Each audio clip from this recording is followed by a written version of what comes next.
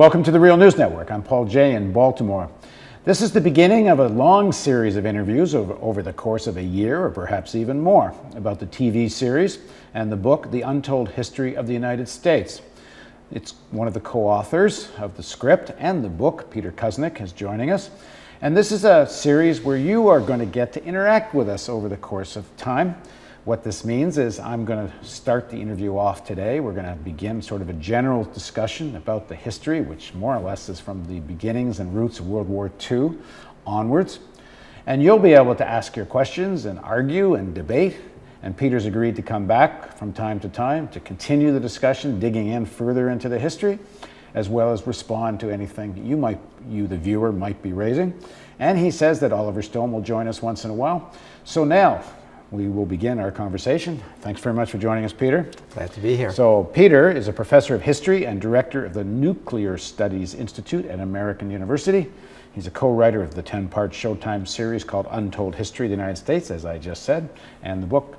So I guess we better get clear for everybody. First of all, not everybody watching this is going to be able to see the series right away because you need to subscribe to Showtime, and I suppose maybe you should go watch the series, seeing as for one reason or another, Showtime did this, and it's pretty good they did.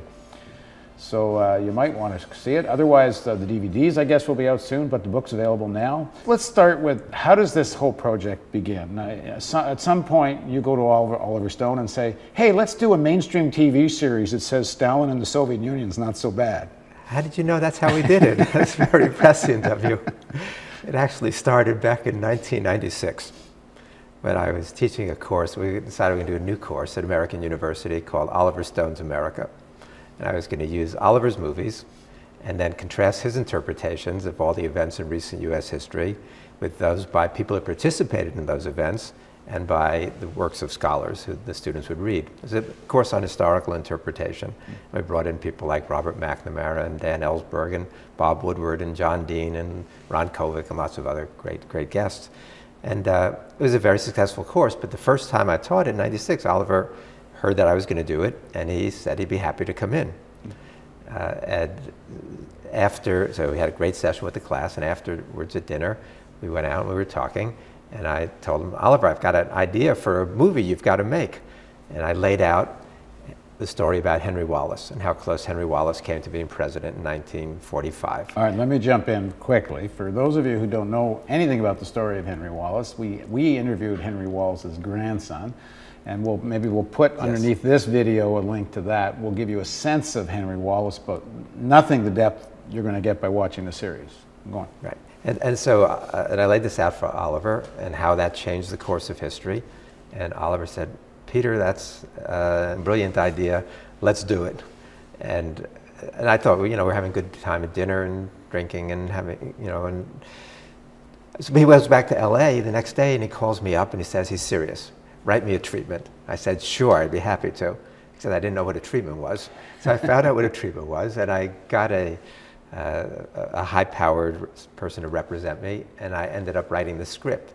So that was the beginning of our friendship and collaboration. We still haven't made that movie, although it's going to make a great movie when we do make it, or somebody makes it. And just really quickly again, just so you get the significance of this if you don't know the story, and you'll find out more over the course of our interviews, and if you watch this piece we did in the series, but Henry Wallace was as progressive a mainstream politician as this country ever saw. Yes. And becomes vice president at a critical period. Yes. We won't go more into that right now, but he comes within one a can hair's understand. breadth. He comes within a hair's breadth, or as we would say, 5 feet of becoming president in 1945. And we say that the course of history would have been fundamentally different. Yeah, and this is a guy who's, I don't know, you could almost call him to the left of Dennis Kucinich, and he becomes vice president. Yes, so yes. It's a piece of history that not many people know anything about. Yeah, yeah, it's very important. Well, so that's how we began, and then we stayed friends over the years, and Oliver would try to get into class every year when I taught it. It was the most popular class we offered in the history department at American University. And then Oliver was in town in 2007 to scout locations for his movie Pinkville about the My Lai massacre. And he was in for a day only, and invited me to join him for dinner. And over dinner, we're talking about history and politics, as we always did. And Oliver says, Peter, let's do it. Let's do a documentary together. We can do a documentary about Henry Wallace and the atom bomb and the origins of the Cold War. And I was on sabbatical. I said, that'll be fun, let's do that. 60-minute or 90-minute documentary. And he asked if I could meet him in 2 weeks in New York. When I got up to New York to talk about the details, he had this idea for a 10-part documentary film series. So it started to grow, as Oliver's projects do. And then 2.5 years into this project, we decided we were going to add a companion book. So at that point, we had written the first drafts of the scripts, or the fifth drafts of the scripts, and Oliver was working on turning those into the documentary, and I turned a lot of my attention to the book. Now, you must have discussed how are you going to get this seen? How on earth are you going to get mainstream television exposure or even cinema exposure? I mean, Oliver has a big name and some clout, but one of the things you do in this series, in this book, is you kind of unpack or attack the central core of the post-World War II Cold War narrative, which is the Soviet Union. It was an equal devil to Hitler.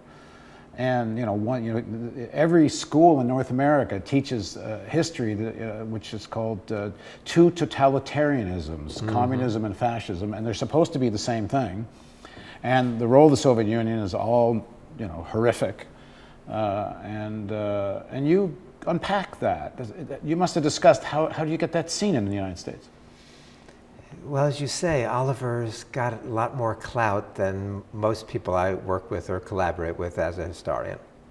And we didn't know initially who we were going to be able to sell this to, the book or the documentary, and Showtime stepped up. Showtime, and they've gone through 2 administrations, totally different leaders there, and they both have stuck by this project, and they've really been very, very supportive, and they've shown great courage. And we were never 100% certain it was going to get shown. We knew somebody would end up showing it, but Showtime's got a very big viewership. Now, Showtime's owned by CBS, which is owned by Viacom. If I understand who's running Viacom now, it's not Sumner Redstone, who used to be, and who was a big George Bush supporter. But they've left you alone in the sense that they did their own verification of facts. Well, we've gone through 2 rounds of fact check. They wanted this to be accurate. They were going to let us say whatever we wanted in terms of our interpretation of history, but they really wanted to make sure that it was impeccable in terms of being accurate. So we've gone through 2 rounds of fact checks on this, and they'd fact check every word, literally, because it drives me crazy, because I've got to, the things that they can't find, I've got to go back and find and prove to them that everything is completely accurate in terms of what we're saying, which we can do, but it's very, very tedious and time-consuming, as you can imagine, because they give us dozens and dozens of things, but they're not things that they're questioning the accuracy, it's things they're questioning the sources, because they haven't been able to find them on their own. But it took us... What's your take on this? I mean, this is one of the major media monopolies in the country, Viacom, and the history you give is completely at odds with the official narrative. Yes, completely. So why do they allow such a thing? I think the people we've dealt with at Showtime have really appreciated the history. They've loved the history that we're telling. So that's the only level I've dealt with, was the people at Showtime. And they're very, very principled, and most of them are actually quite progressive in their views. I don't know about the layers above that. I haven't dealt with them. Yeah, I mean, I had a somewhat similar experience. We did a series, I did a documentary series about 10 years ago called Machine Gun. And we followed the rise of essentially U.S. empire building by just following the machine gun.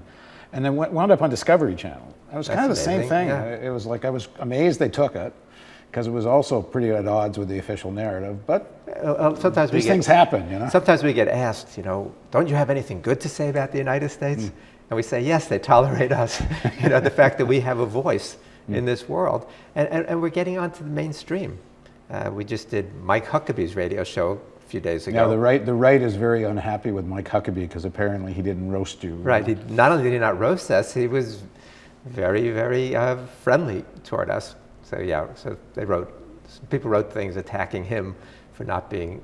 We've tried to get on to O'Reilly. We've offered. He hasn't taken us, unfortunately. We've done a lot of very mainstream kinds of things in network television.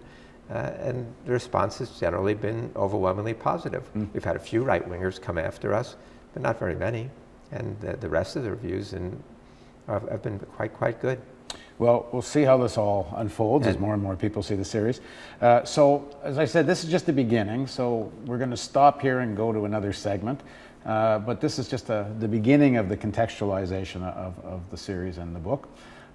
So please join us for the next part of this interview on the Real News Network.